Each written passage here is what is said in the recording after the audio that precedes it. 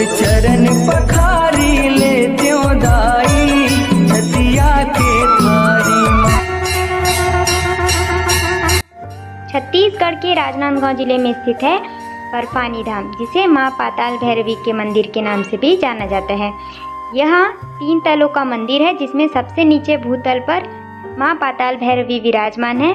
15 feet ऊंची प्रतिमा यहाँ माता की रौद्र रूप में विराजमान है। उसके ऊपरी तल में 12 ज्योतिर्लिंग और एक तल में माता के 9 रूपों का दर्शन होता है।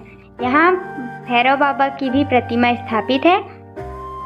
इस मंदिर में आस्था का जन सैलाब उमड़ता है और इस मंदिर में शरद पूर्णिमा के दिन विशेष जड़ी बूटी युक्त खीर का वितरण किया जाता है, जिसे लेने के लिए भक्त अलग अलग स्थानों से दूर दूर से पहुंचते हैं।